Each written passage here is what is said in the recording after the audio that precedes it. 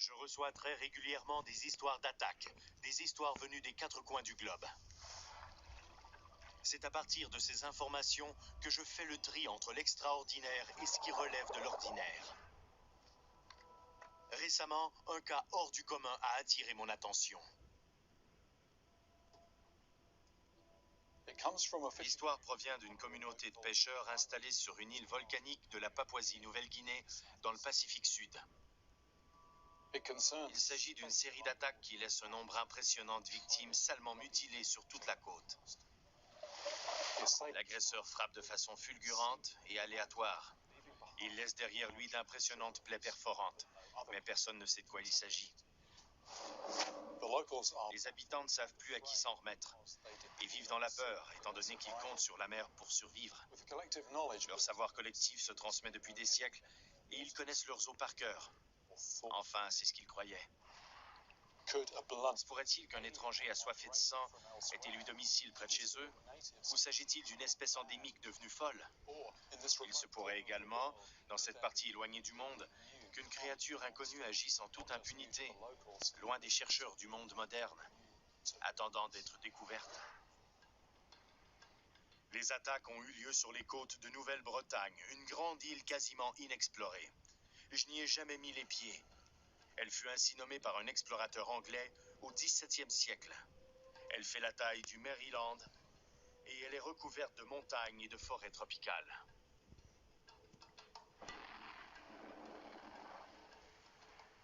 Son relief provient des nombreux volcans qui la parsèment. Elle est juchée sur la ceinture de feu du Pacifique. Ces volcans sont encore actifs.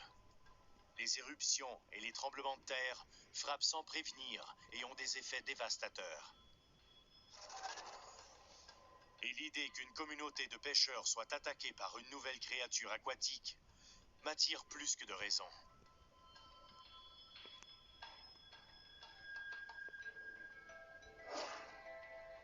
Tout ce que je sais pour l'instant, c'est que ces incidents n'ont eu lieu que sur l'un des versants de l'île, bordé par une ceinture d'îlots de corail.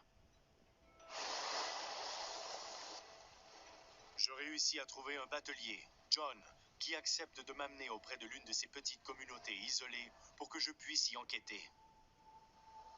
Il y a des canaux un peu partout et les gens se baignent. J'ai l'impression qu'ils passent plus de temps dans l'eau que sur la terre ferme. Et ils sont tous pêcheurs. Il faut qu'ils pêchent tous les jours pour se nourrir.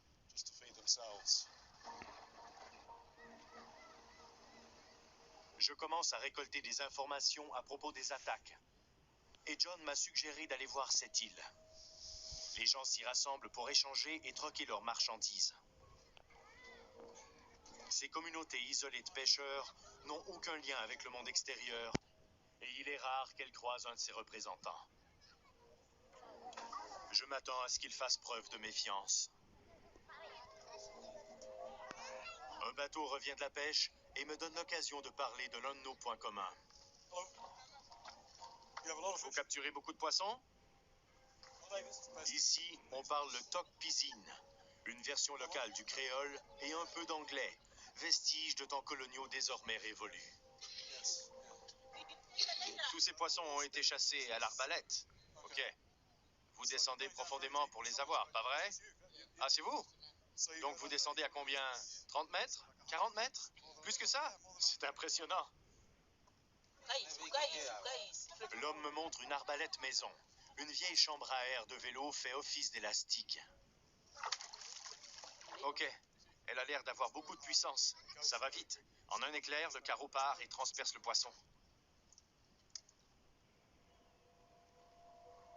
Je regarde les poissons qu'il a attrapés. Ici, sous l'eau, une course à l'armement se déroule à découvert. Chaque poisson possède son propre arsenal. Il m'a dit qu'il fallait faire très attention à la queue. Il y a une épine qui pointe vers l'avant. Je suis content qu'il me l'ait dit, car j'aurais pu me blesser en le manipulant. Tous ces poissons peuvent blesser leur agresseur, mais on dit qu'aucun n'arriverait à menacer un homme. Les habitants voient en moi un collègue pêcheur, et j'arrive à parler du sujet qui m'intéresse, les fameuses attaques. Est-ce que de gros poissons mordent les gens par ici?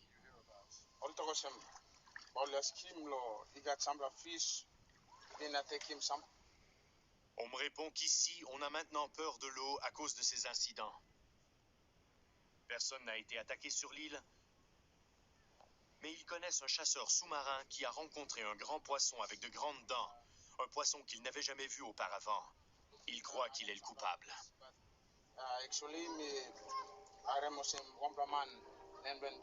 Cet homme s'appelle George. Et d'après ce qu'on me dit, il vit sur l'île qu'on voit se découper à l'horizon. Je vais aller le voir pour récolter plus d'informations. George pêche à l'arbalète et il connaît ses eaux comme le fond de sa poche. Je suis certain que son témoignage fera avancer l'enquête. Lorsque j'arrive enfin en vue de l'île où vit George, j'aperçois une foule curieuse massée pour m'accueillir.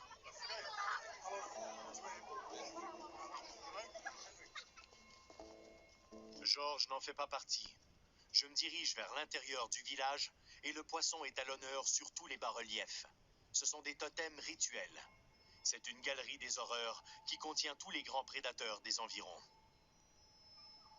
Mais je suis à la recherche d'un prédateur aquatique inconnu. Et j'espère que George en sait plus à ce sujet. George était en train de pêcher sur un récif des environs.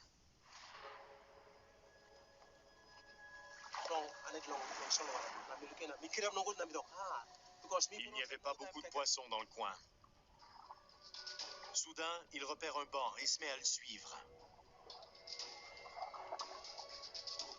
Concentré sur sa proie, il ne remarque pas qu'un grand poisson l'a vu et lui fonce dessus. Il aperçoit alors qu'il se rue sur lui.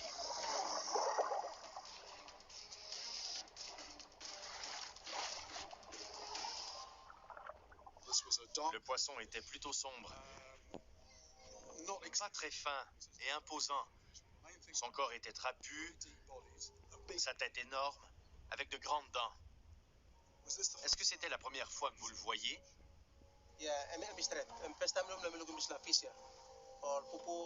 En plus de 30 ans de pêche à l'arbalète dans ces eaux, George n'avait jamais vu pareille créature.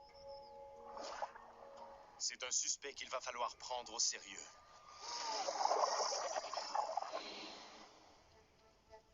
Avec John, je me rends sur le récif, là où George a rencontré cet animal.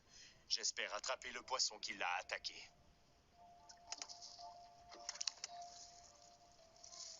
Ma tactique est assez simple. Je laisse tomber un morceau de poisson jusqu'au fond du chenal pour voir ce qui s'y cache.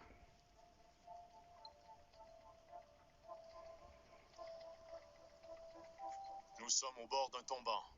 La profondeur passe de quelques mètres à plusieurs dizaines de mètres.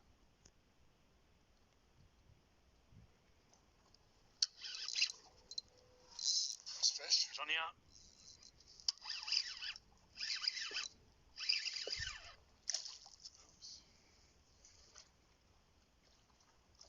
C'est une saumonée léopard. Sa robe est superbe, orange qui vire au rouge, tachetée de violet. La dorsale est épineuse. La bouche est celle d'un prédateur, garnie de dents. Mais elle est trop petite. Elle peut atteindre une taille respectable. Sa robe se reconnaît entre mille. Ce n'est pas le poisson mystère que je recherche.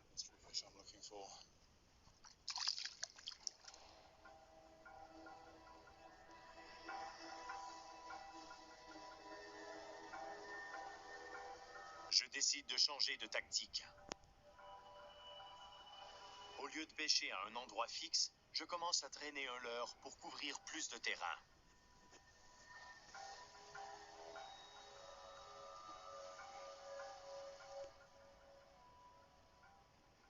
Regarde en avant du bateau. Les poissons sont en chasse. Ils sont en train de chasser.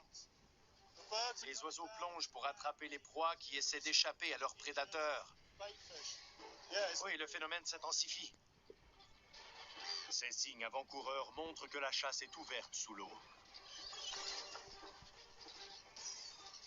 Oui, oui, oui, oui, oui, oui! C'est un beau poisson. Il prend beaucoup de fil. Il a de la puissance à revendre. Je vois sa robe. Voilà. Je l'approche de la surface. On va bientôt le voir. C'est une grande carangue.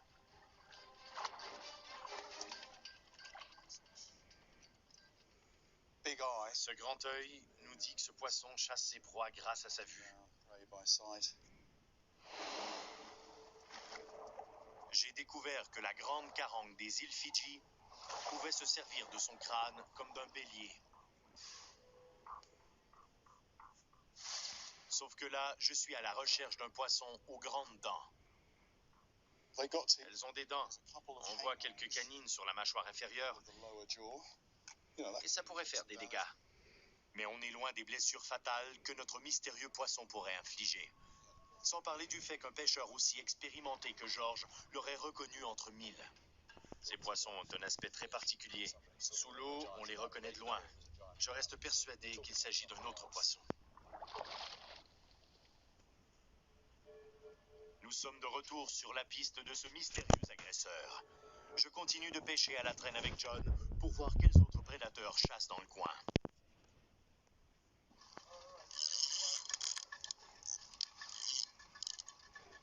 De temps en temps, le leurre se prend des coups de dent.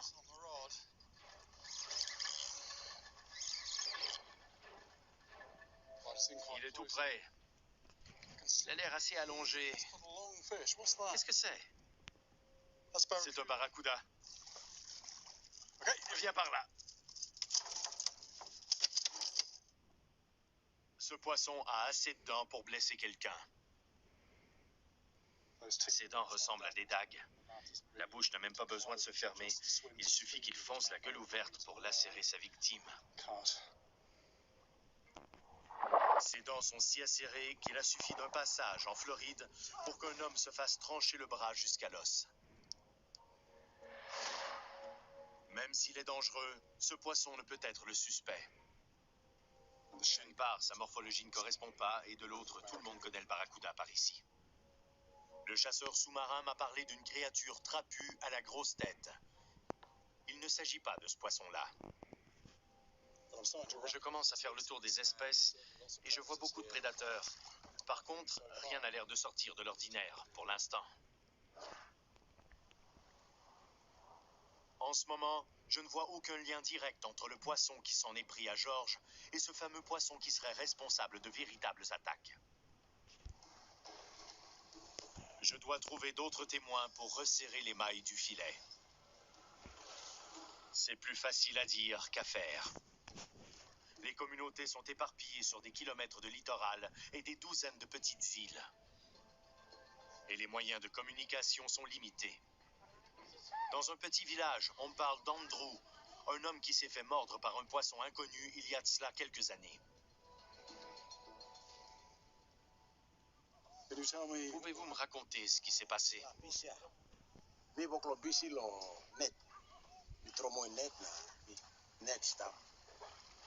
Andrew me raconte alors l'une de ses journées de pêche avec un ami. Ils avaient de l'eau jusqu'à la taille.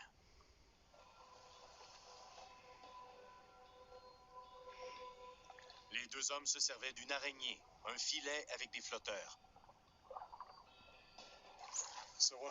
Andrew finit de refermer le piège sur les poissons et il aperçoit un gros spécimen prisonnier du filet. L'animal, à la recherche d'un passage, le mord soudain à la jambe.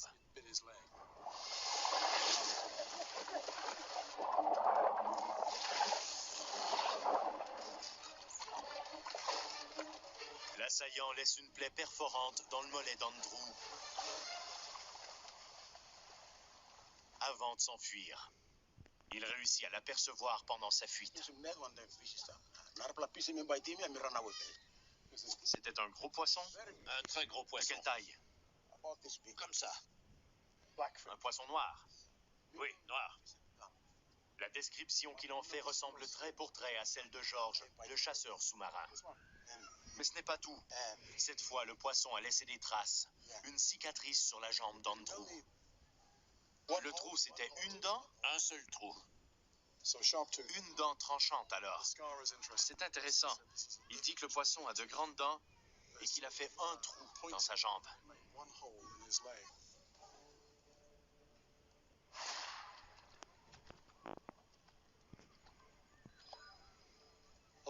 Étant donné la concordance qui existe entre les deux témoignages, j'en déduis qu'il s'agit bien du même poisson dans les deux cas.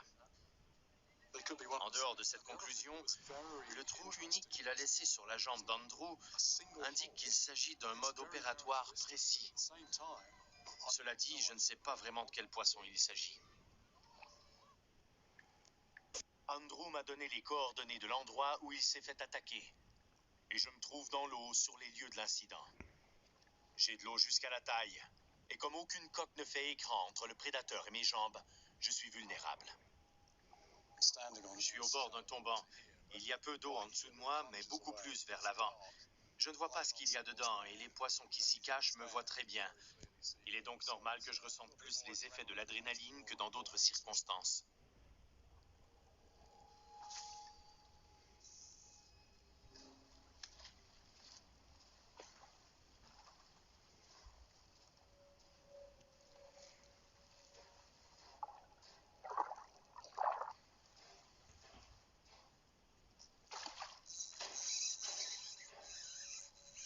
Ah, ouais! J'essaie de l'éloigner du corail. La force du poisson me met à l'épreuve et j'ai du mal à rester sur place. Je vois le bas de ligne.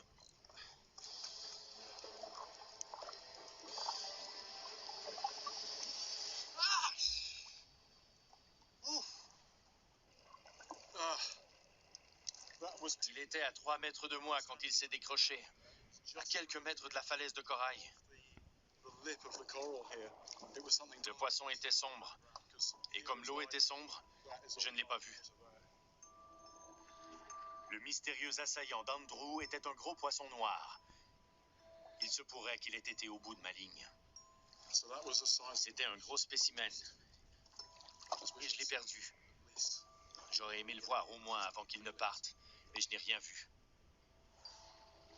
Certains prédateurs sont très territoriaux et il se pourrait qu'il attaque de nouveau. Mais j'ai beau multiplier les lancers, l'animal ne retombe pas dans mon piège une seconde fois. Le poisson ne mord plus et je change d'endroit à la recherche d'autres victimes d'attaque.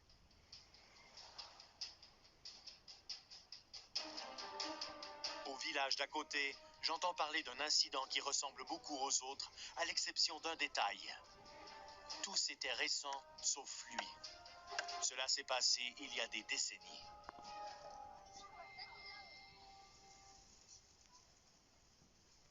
Le témoin que je questionne a désormais 70 ans.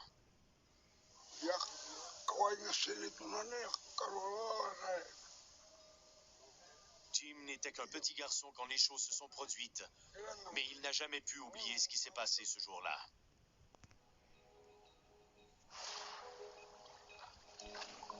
Il se trouvait à l'embouchure d'une rivière à côté du village avec des amis et de la famille. Il faisait chaud ce jour-là. Jim et son ami se mirent à l'eau pour se rafraîchir. Alors qu'ils allaient sauter d'un tronc, Jim repère quelque chose.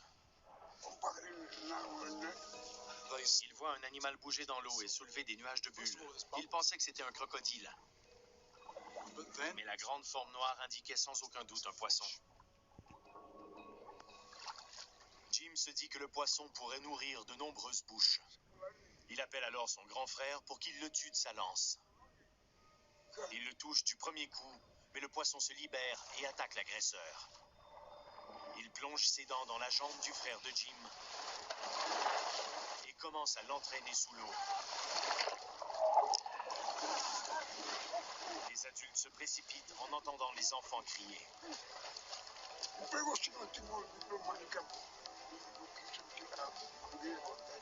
Jim dit que s'il n'était pas venu à sa rescousse, son frère se serait noyé. Une lutte féroce s'ensuit et le poisson finit par lâcher prise. On ramène le frère de Jim sur la plage. L'assaillant laisse sur sa jambe 2 grandes plaies perforantes. Le sang coule en abondance et on s'inquiète. Le garçon pourrait mourir d'une hémorragie. On fabrique un garrot de fortune avec des lianes en espérant que l'épanchement se tarisse.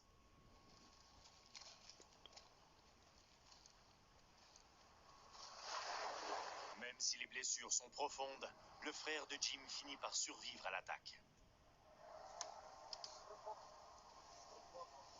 Je demande à Jim de me dessiner la forme du poisson qui a attaqué son frère.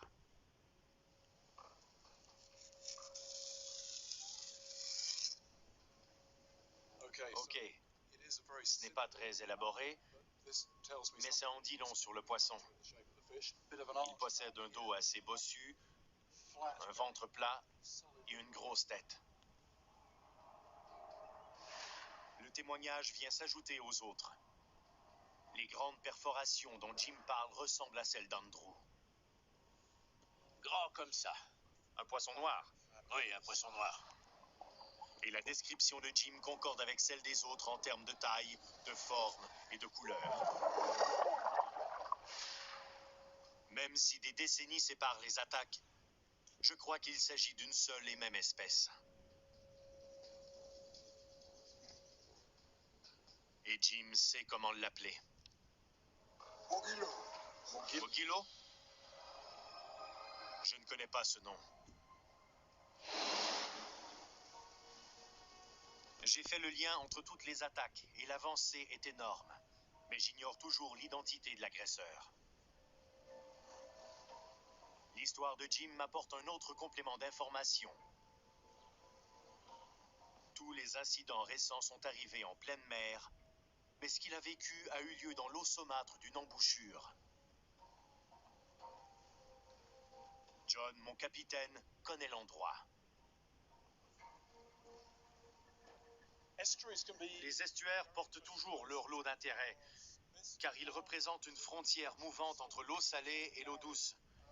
La plupart des espèces marines ne peuvent s'aventurer en eau douce. Et l'inverse se vérifie également. Mais il y a mixité dans l'eau saumâtre. C'est le genre d'endroit où on se fait parfois surprendre par l'imprévu.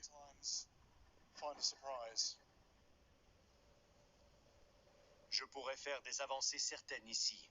Il est possible que le poisson mystère ne soit pas que marin. Je me sers d'un poisson mort parce qu'on pêche un carnivore. Il est faisandé et son odeur va se répandre comme une traînée de poudre dans le courant. Si l'appât n'est pas plombé, il va descendre le courant trop rapidement. J'attache donc un morceau de corail mort pour le tenir près du fond. C'est là que le prédateur a le plus de chances de se tenir. Le bloc de corail mort est attaché en dérivation sur ce qu'on appelle un brin cassant. En cas de ferrage, le fil se rompra et la ligne sera libre de tout mouvement.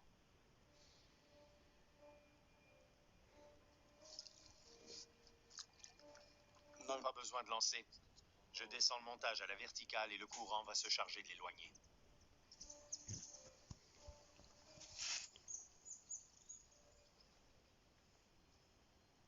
La touche survient dès que mon appât atterrit au fond du fleuve. C'est parti, c'est parti, c'est parti. Yes, ça y est, je l'ai. Je le tiens. Il est là, je l'ai. Je ne sais pas ce que c'est, mais ça fait plus d'1,5 mètre. Le voilà. La nageoire qui crève la surface m'est familière. C'est un jeune requin bulldog, un poisson qu'on trouve à la fois en mer et en eau saumâtre. Je vais le hisser à bord, histoire de le voir de plus près. Si je le tire par là, John pourra attraper sa queue. C'est bon. Et voilà. Les précautions d'usage s'imposent d'elles-mêmes. Le squelette cartilagineux du requin lui permet de se retourner pour mordre ses agresseurs avec une vivacité peu commune. Il suffit d'une seconde d'inattention pour se retrouver avec une belle morsure au bras. Ok. Ce poisson fait exactement la taille de celui dont parlait Jim. Mais regardez ses dents. J'ai déjà vu à quoi ressemblait une morsure de requin bulldog. Ses dents, cachées dans ses gencives, laissent des trous en forme de croissant dans la chair de ses proies. Le requin n'est donc pas le suspect. Il n'inflige pas de plaies perforantes circulaires. C'est intéressant. Je ne pensais pas retrouver ce genre de prédateur ici. Il est loin d'être mort. Oui, on va le remettre à l'eau. Même si la morsure ne correspond pas, ce candidat a tout de même essayé de me mordre. Ce n'est pas le Mogilo dont parlait Jim.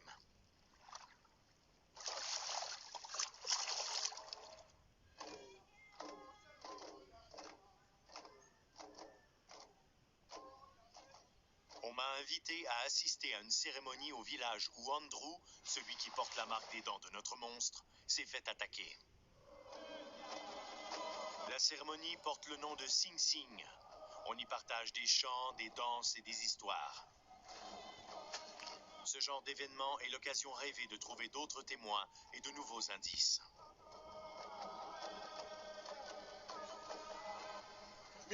J'en profite pour expliquer à Andrew où en est l'enquête. Je lui explique que j'ai élargi le spectre des recherches en explorant l'embouchure d'un fleuve. C'est alors qu'il me livre un indice capital.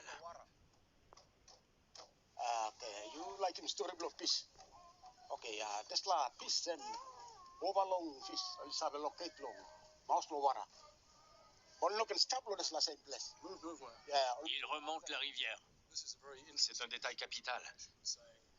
Il dit qu'il a vu de grands poissons remonter la rivière à partir de l'estuaire.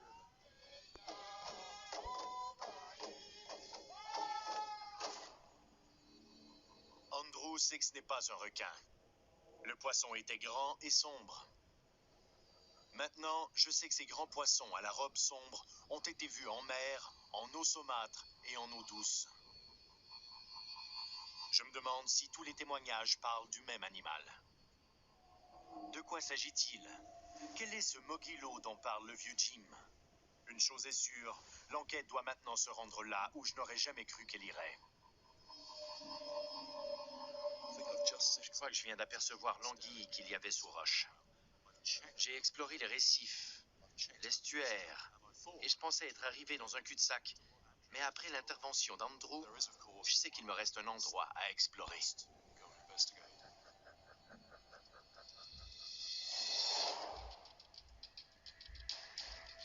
Si ce poisson peut s'aventurer en eau salée, en eau saumâtre et remonter les rivières, il fait partie d'un club très restreint d'animaux, comme le requin bulldog, l'esturgeon et le saumon. Ces deux derniers représentants ne vivent pas ici. Je me sens tout à coup plus à l'aise dans ce genre d'endroit, en eau douce. Ce fleuve est magnifique, niché au cœur de la jungle. Et je suis encore plus excité par le fait qu'il n'a presque jamais été exploré.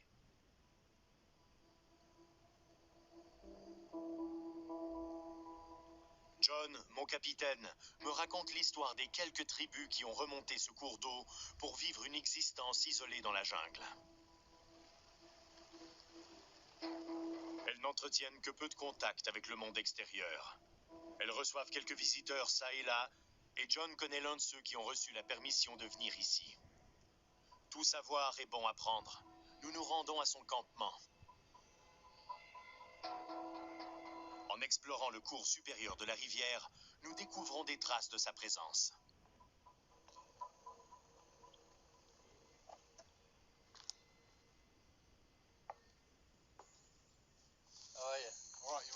Il s'appelle Ricard et il effectue des recherches sur le terrain pour le compte d'une université australienne. Il étudie également les espèces qui peuplent cette rivière. Je me sers de micro-caméras sous-marines. On les pose aux endroits où le poisson se rassemble, comme les obstacles ou les lits d'algues. Ricard est très bien installé étant donné son isolement et il a fait l'inventaire de ce qui vit dans ce fleuve. De temps en temps, on voit du menu fretin passer. J'ai de belles images et des spécimens qui n'ont pas encore été répertoriés. La caméra m'offre un aperçu de ce qui se passe au fond de la rivière. Je me suis mis tout de suite à penser pêche. Et je vois qu'il y a énormément d'obstacles posés au fond qui ne demandent qu'à retenir mes montages. Nous parcourons les archives vidéo quand soudain, un énorme poisson apparaît à l'écran. Qu'est-ce que c'est? C'est un poisson que les gens du coin ont appelé Mogilo. C'est lui, le Mogilo? C'est le Mogilo. Je ne m'attendais pas à ça. Je le reconnais. Il s'agit du Vivano papou, un poisson que je pensais cantonné à l'eau douce. Je n'aurais jamais cru à des incursions marines, ni même des attaques de sa part. Je pensais qu'ils ne vivaient qu'en eau douce, mais on a récemment découvert qu'ils allaient aussi chasser en mer. C'est très intéressant, parce que pour l'instant, les choses semblaient partir dans tous les sens. Ce détail-là est la pièce qu'il manquait au puzzle. Je comprends tout maintenant.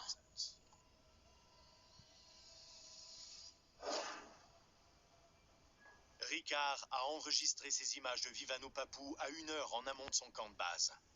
John et moi, nous nous y rendons tout de suite. Le Vivano papou est connu pour sa puissance et son agressivité. Je n'en ai jamais pris. Je suis donc impatient de me mesurer à ce gladiateur de la jungle.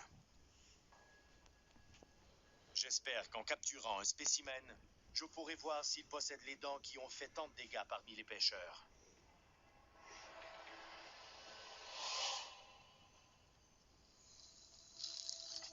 Allez, c'est parti.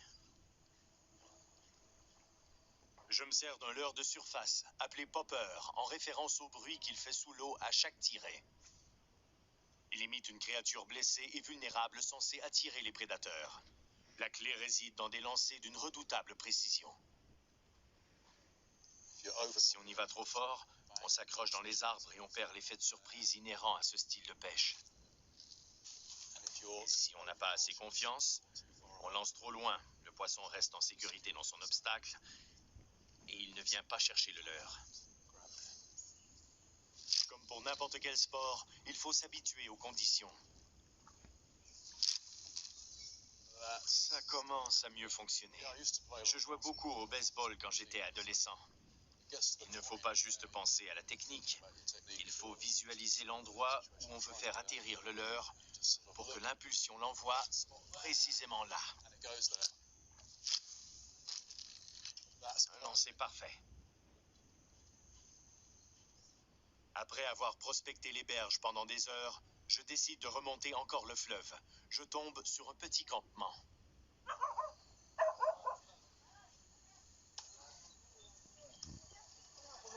Je suis sur le territoire des tribus qui vivent ici, et le fleuve en fait partie. Je dois leur demander la permission pour y pêcher.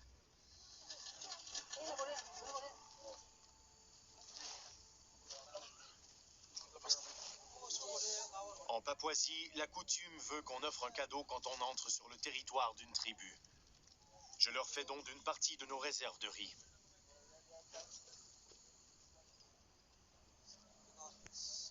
Je suis sûrement le premier occidental que ces enfants ont jamais vu. Une fois que John a expliqué ce pourquoi je suis là, on m'accorde sans difficulté aucune le droit de pêcher. Je peux donc pêcher dans la rivière? Ça ne vous dérange pas?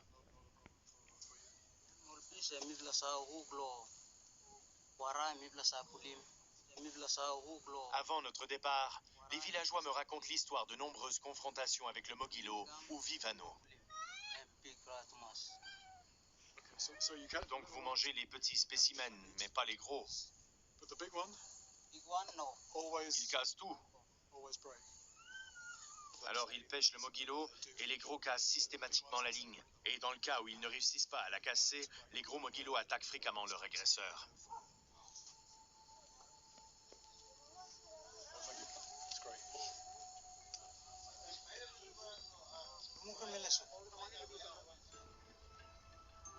L'un des villageois m'a dit que j'allais forcément en trouver en remontant encore un peu la rivière.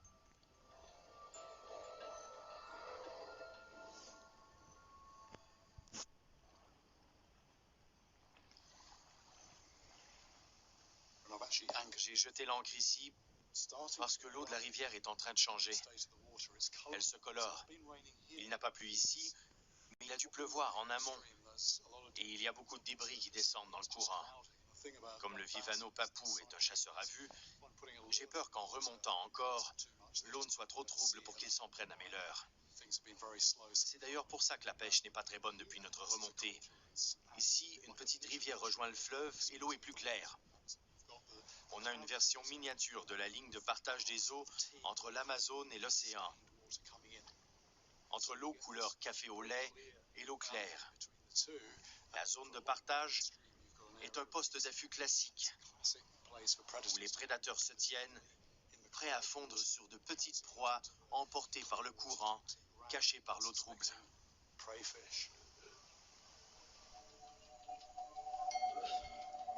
Ma stratégie, lancer au-delà de cette ligne de partage des eaux pour arriver à sa hauteur à la bonne profondeur et travailler la ligne sur toute sa longueur. Et j'attire tout de suite l'attention.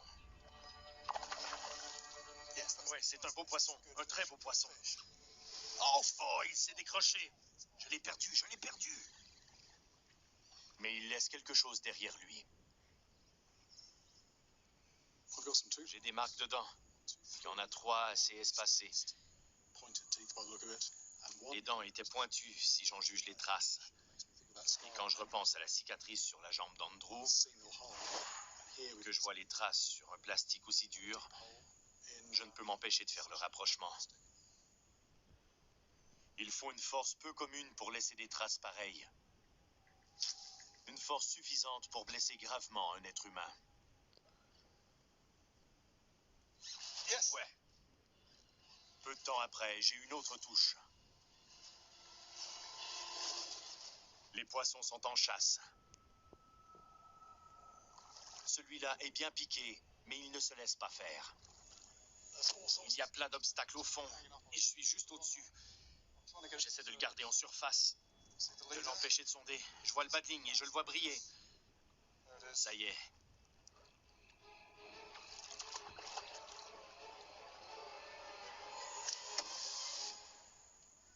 C'est le premier Vivano papou que j'attrape.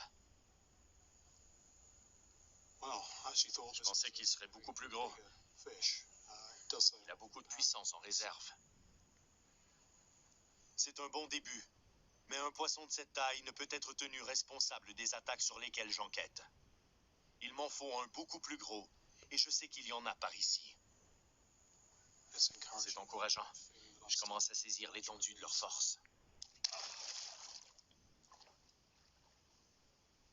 Je suis au bon endroit, mais le temps joue contre moi.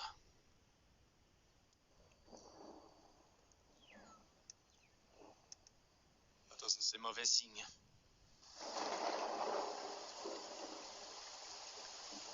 Les Vivanos sont des chasseurs à vue. La boue qui s'écoule des berges trouble l'eau, autant par là même toute chance de succès. Je ne peux pas continuer.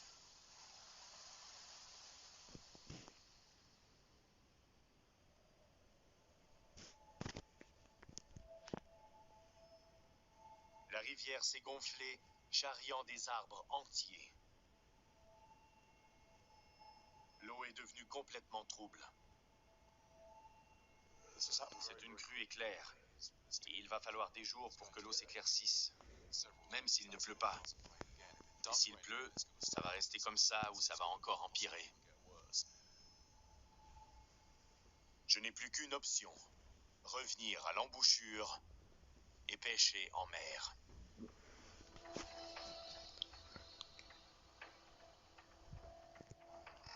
On pourrait croire que je fais un pari risqué en troquant un espace confiné avec une grande étendue d'eau sans limite. Mais le cours du fleuve ralentit et les sédiments se déposent au fur et à mesure qu'il s'élargit. L'eau se mélange avec celle de l'océan et les conditions de pêche s'améliorent.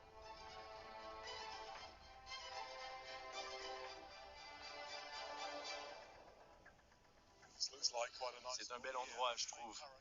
Le courant principal passe là, et il y a un petit amorti. On va s'y réfugier, et on sera à l'ombre. Ce qui est bon signe. Cette fois, je change de tactique, délaissant les leurs au profit d'appâts morts. Je lance en bordure du chenal principal.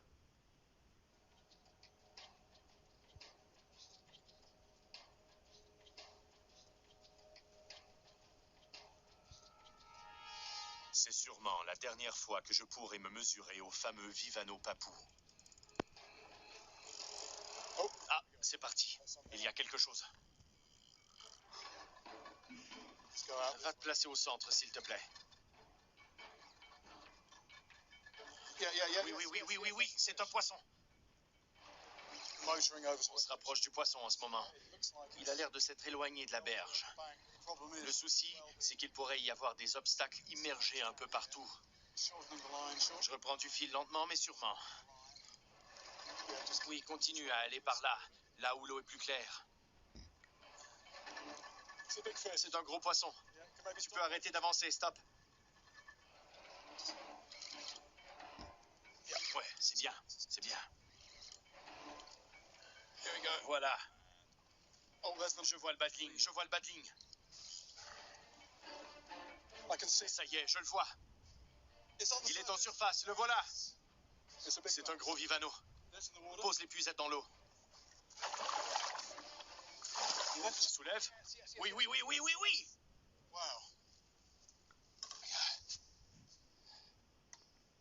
Voilà un beau spécimen de Vivano Papou. Ce poisson défiguré par les combats nuptiaux est gros, mais il peut faire 2 fois cette taille. Je crois que toutes les pièces du puzzle sont en place. Sa couleur correspond à celle dont parlent toutes les victimes.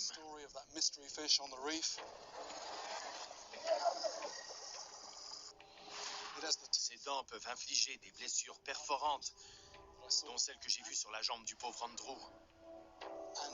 Le combat que j'ai eu au bout de la ligne me prouve sans l'ombre d'un doute qu'il possède la puissance nécessaire pour s'emparer d'une jambe et pour vous entraîner sous l'eau. C'est le poisson que je cherchais, le suspect de toute